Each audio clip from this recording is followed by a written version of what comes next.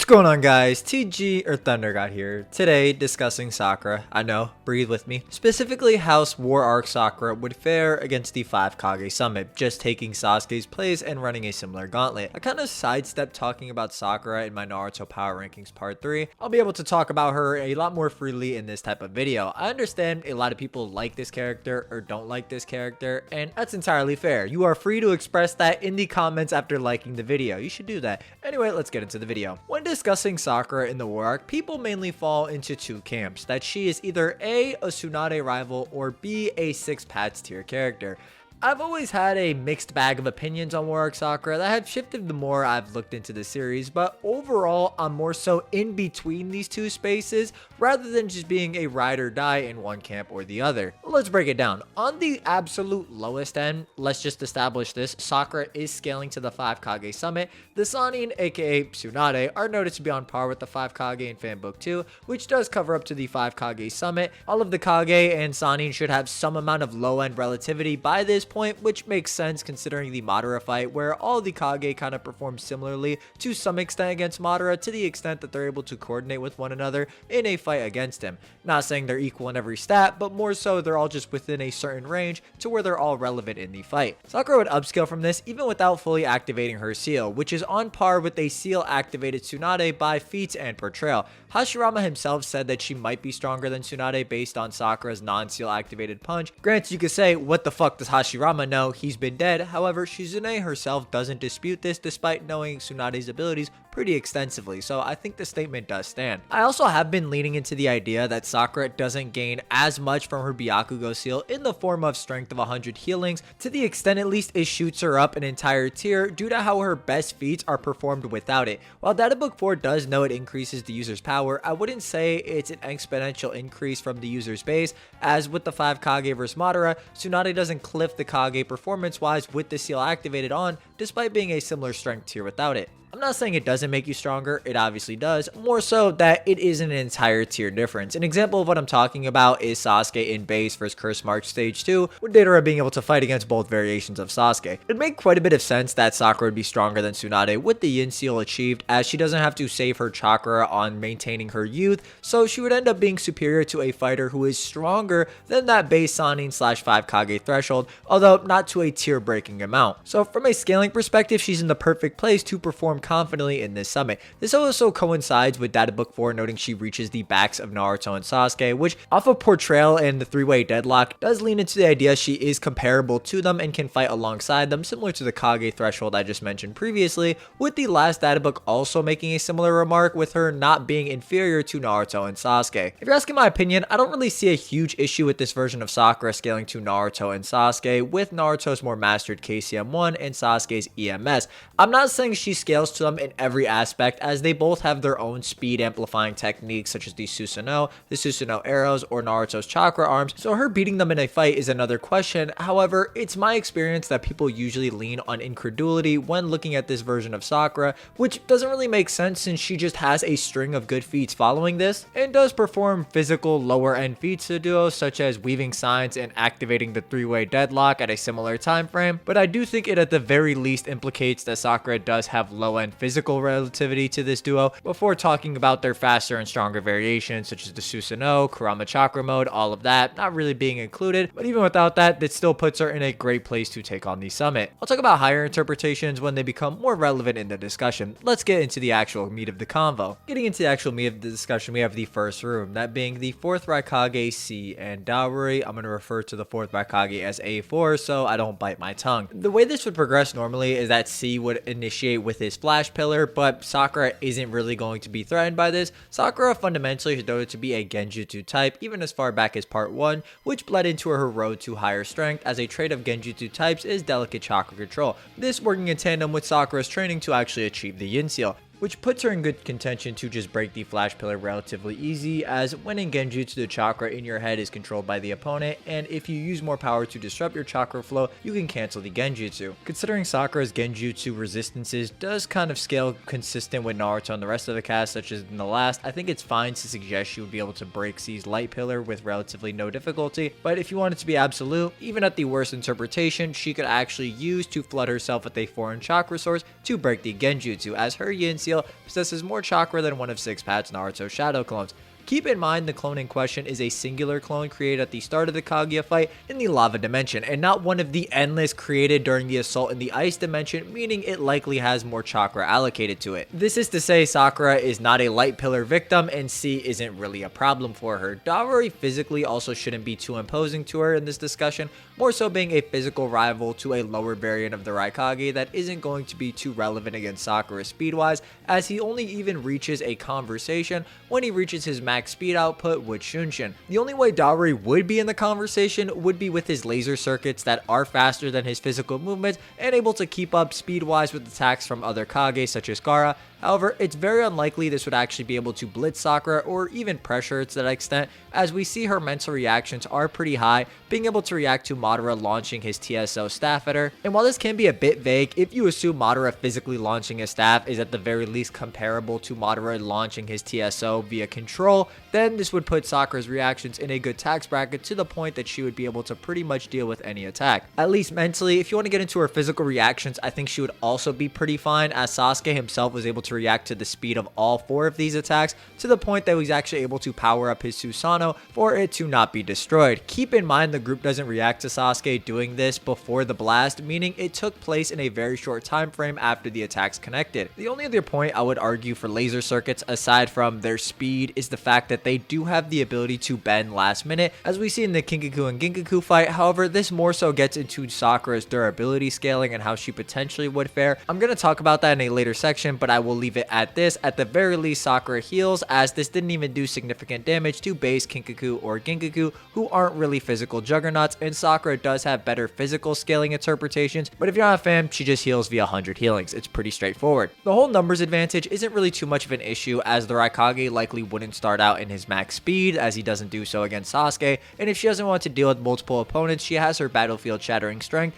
which would be pivotal in this room, as it allows her to replicate what Sasuke did with his Susanoo, just in an easier fashion, as even if she misses the aids or the Raikage himself, assuming she goes full throttle, the pillars and the room itself will break apart. Keeping in mind the Raikage actually did need to use his lightning cloak to actually destroy the rocks falling on him, this actually does work as a viable strategy to take his attention off of her, or to cull the numbers that Sakura is facing. Realistically, Cee and Darui just aren't presenting too much of a problem for Sakura, and she's just at too high of a level for them to really be relevant. Moving forward to A4, which is the real meat of the convo here, operating under the idea Tsunade herself believes she'd be at the very least capable of fighting A4 in the war arc, puts Sakura in a good place to take him down. Now, while Tsunade is obviously slower off the Madara statement, outlining the difference between her and A4, that being she's stronger, he's faster, it just wouldn't be to the extent that she wouldn't be able to fight against him, and this would be through his top speed Shunshin, which Madara has seen earlier in the fight. So we have Sakura being above a variation of Tsunade, who is stronger than the one who is of a similar caliber to the Raikage, which sets her up to perform very well. Something I didn't touch on that is pretty clear, and I have to make very clear at this point, is that Sakura can one-shot pretty much anybody in the 5 Kage Summit.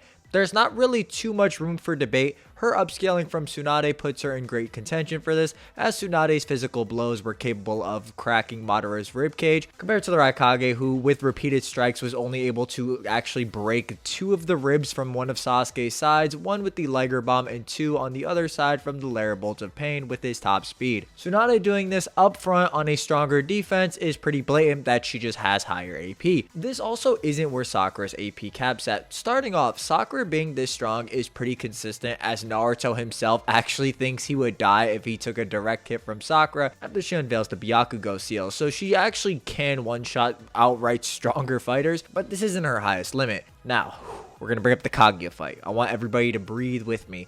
We see in the Kaguya fight, Sakura is not only capable of bruising Kaguya's face, but breaks off her horn as well when punching down after Kaguya flies up in an attempt to void Naruto and Sasuke's 6-pad sealing jutsu.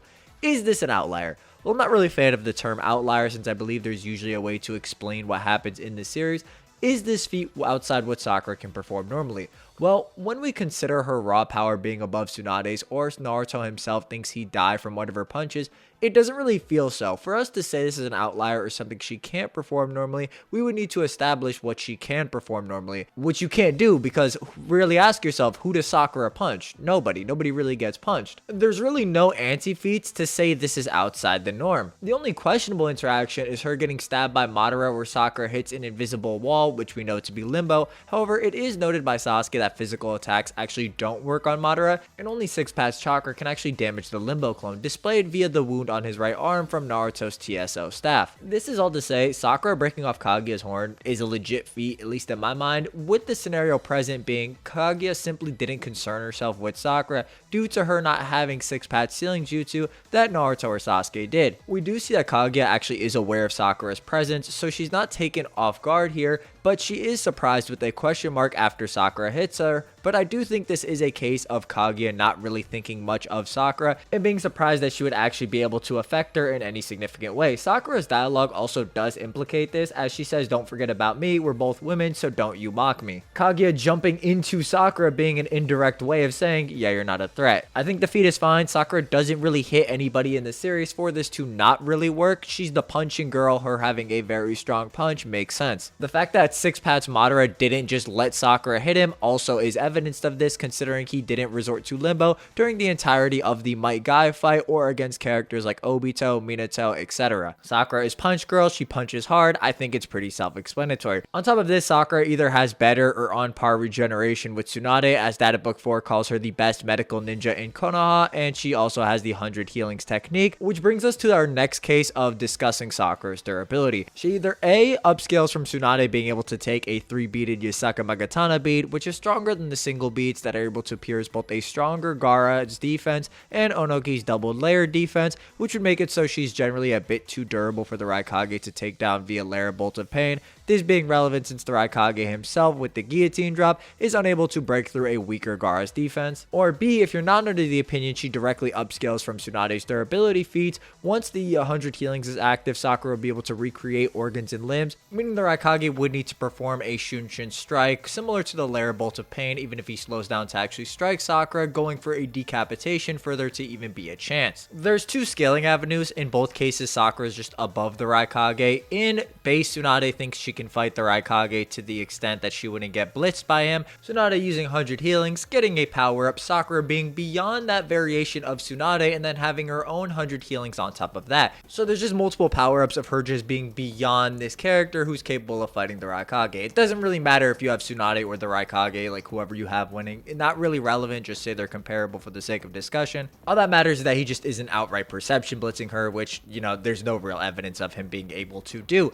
The other scaling chain is that she remotely scales to, let's just say, that more mastered Kaseyama Naruto, at least in physicals, which also puts her in great contention since that version of Naruto is far stronger than the variation that could react to the Raikage's use of a body flicker punch and respond with his own use of body flicker. Basically, whichever avenue you go down, the Tsunade avenue or the Naruto and Sasuke avenue, in both cases, Sakura is just going to be above the Raikage or have higher scaling interpretations, which means that there's not really a great argument for him winning. Even more so for his use of Shunshin being so fast that she would be unable to perceive it or counter-strike. It doesn't seem likely that anybody in the summit will actually be able to blitz Sakura, at least physically, if she has some amount of distance, based on her being able to jump twice in response to Kaguya's white chakra arms. These chakra arms are specifically noted by 6-pass Sage Mode Naruto to be super fast, although in the actual Japanese he just says they're fast, if that delineation is anything important to you. I don't think this is a speed feat to put Sakura over Naruto and Sasuke, as Naruto's shadow clone could just react to them and knock Naruto and Sasuke out of the way, along with the fact that the arm is noticeably smaller in the first panel and gradually going larger as it gets closer to Sakura, meaning it is a good distance away. She will be able to react to it, as none of these attacks are going to be fast by 6-pass Sage Mode Naruto standards. While I don't think this feat can be used to put Sakura over other 6-pass tier characters, I do think it helps her portrayal of being on that Naruto and Sasuke level, at least physically, or to the extent that she can fight alongside them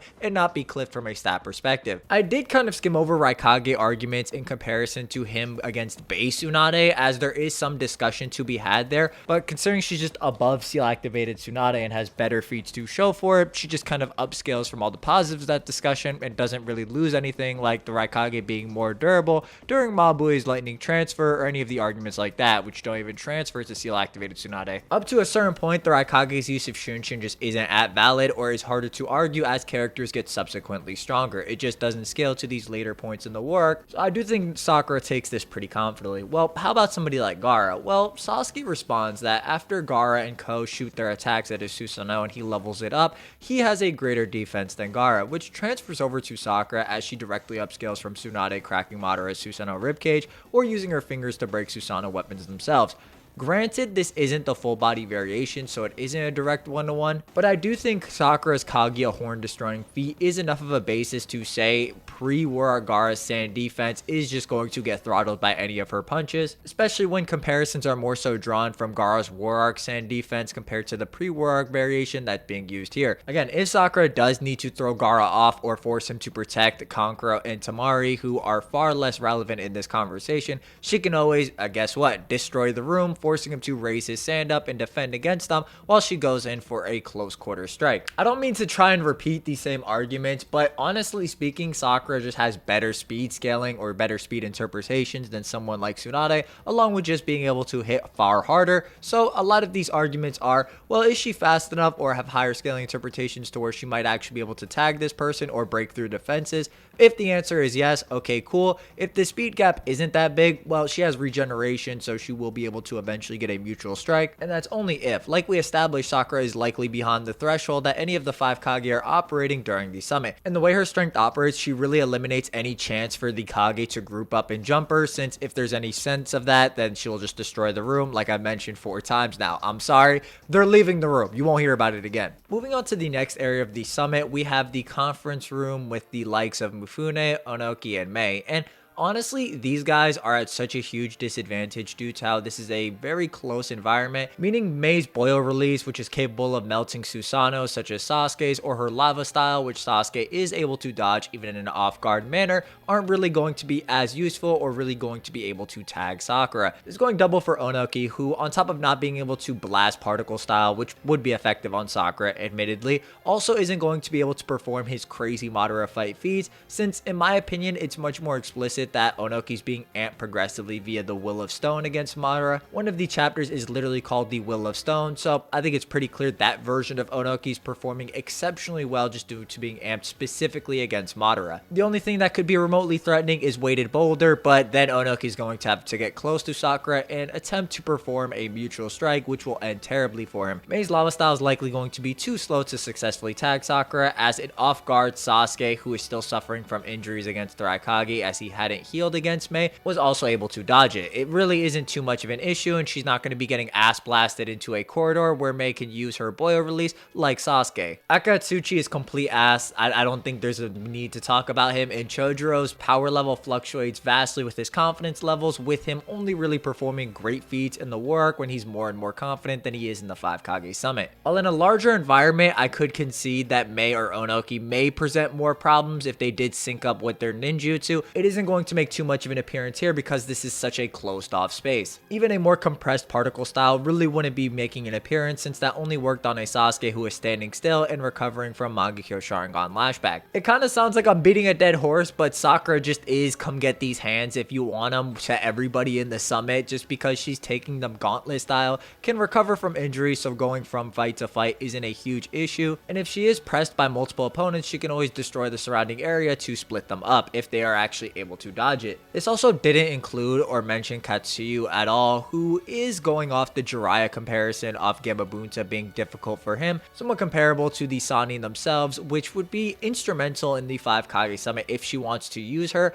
I'm gonna be honest, I don't think Katsuyu really does too much for Sakura, as she wouldn't need her for healing, and most interactions are gonna be taking place indoors, meaning Sakura is in prime condition for close quarters combat and doesn't have too much of a reason to summon Katsuyu, as it's not like she's being overwhelmed stat-wise here. So she should be able to clear this room with not too many conveniences, since the Kage in question can't even utilize their strongest jutsu in this case. This obviously leads us into Sakura vs Danzo. Sakura is in a good scaling position again to scale to Danzo, as a Sasuke who wasn't nearly as powerful due to the hatred amps garnered throughout the summit, along with being as versed with his Mangekyo Sharingan, was able to perform very well against Danzo, killing him repeatedly for 10 minutes straight. The idea being that Sasuke had grown stronger from that threshold that we discussed earlier where the Raikage and Gaara lies, so the Danzo fight version of Sasuke would just be above that base Kage to Sannin threshold, which makes a lot of sense as he had a mutual death scenario with the likes of Sagemo Naruto being much more comparable, either stronger or on the same level as Sagemo Jiraiya, making it pretty clear that both of these characters are kind of above that base Kage to Sannin level. Now, in reference to the Danzo fight, Sakura is in the best position, in my opinion, to outstall the Izanagi timer due to the fact that she will be able to regenerate for the entirety of the 10 minutes. So even if Danzo repeatedly damages her, it doesn't really change too much, as she's just going to be able to heal from it repeatedly and outlast his timer. This also not putting into account any of the scaling differences in how if Sakura even remotely scales to base Eternal Mangekyo Sharingan Sasuke in physicals, it would still put her above Danzo in physicals, as a Mangekyo Sharingan Sasuke was able to perform on par or have mutual strikes with Danzo. Keep in mind, Sasuke, even before he fully awakens the Eternal Mangekyo, is already noted to be growing stronger just off of implanting the eyes, so physically he would be greater than his 5 Kage self counterpart. A lot of Danzo's arsenal is pretty hard countered by Sakura, as well as she can summon Katsuyu for support on the battlefield, having Katsuyu litter herself across the area to give Sakura continuous comms on where Danzo would appear, although Sakura obviously isn't going to be able to anticipate the Izanagi revival. Summons like the Baku aren't going to be quite as threatening to Sakura, as she can just counter with Katsuyu on her own, similar to how Sasuke can summon Garuda, his hawk, in response to Danzo's movements in the fight. Pretty much Sakura just has better scaling interpretations to say she would at the very least be able to perform similarly to Sasuke in terms of physical movements against Danzo, and be able to outstall Danzo with her regeneration. Danzo, who is kind of focused on getting in close or a close range fighter aside from his wind style, really wouldn't be able to fare too well against Sakura, who would likely just destroy the bridge in an attempt to clear the area, making it that much harder for Danzo to maneuver around or spawn in. Some people may bring up Kodo Matsukami or Shisui's eye recharging by the end of the fight. However, it is likely this would just never make an appearance, since Danzo vs Sasuke actually lasted longer than the 10-minute timer for Izanagi, as for a short portion during that fight, Danzo actually undid the Izanagi and then reactivated it as well, so we know it went past that 10-minute threshold. So if she just does survive it and ends up hitting the real Danzo, there really wouldn't be too many problems. At best, Danzo just tags Sakura with an Izanagi respawn, but in this situation, Sakura just regenerates with 100 healings, which I do believe would be able to last for the entirety of Danzo vs Sakura, as in Tsunade's case, it was able to last against Madara until nightfall. So Sakura is just in the best position to take Danzo down, honestly speaking. She has the regeneration, she has the scaling, she has the ability to stall out the Izanagi timer. The only thing she would have to be wary from is Kodo Matsukami potentially recharging, but like I mentioned with the original fight, it actually does go past that 10-minute interval. So she should be able to clear this. I didn't mention Fu and Torne since Sasuke doesn't fight them in the original timeline. However, if you did want to throw Fu and Torne into the mix, due to mind transfer moving in a linear fashion, and even if you're directly relative to someone like Sakura vs Ino, you can dodge the attack. Torne, on the other hand, may be interesting to discuss, since any contact with his body once he releases the venomous beetles does result in the user being infected with them, meaning Sakura punching Torne actually does hurt her back. However, from this point, I would just make the case she likely can just cut her own arm off in a similar manner to the Raikage when he has his arm caught by Amaterasu, simply with a chakra scalpel, which she uses to open up Naruto's side and manually pump his heart. This really isn't an issue for her, since mitotic regeneration enables her to regrow limbs, so she wouldn't have any problems or qualms about slicing her own arm off and being able to regrow a new one, so they wouldn't really present too many issues there. That's the video. Let me know if you guys agree, disagree, why. I will say I think Sakura is in that strength tier to where if she takes the Kage gauntlet style, she should be able to take them down. Even if she is in somewhat of a weird place scaling wise, I think everything we know about her does entail this, and that she is actually closer to Naruto and Sasuke than people just give her credit for. She is kind of a punch merchant though, and you can only say that so many times before people just click off the video or just want to throw rocks at me. You know, don't throw rocks at me. Anyway, that's the video. Let me know if you guys agree, disagree, why. Enjoy down below, and I'll catch you next time. Bye.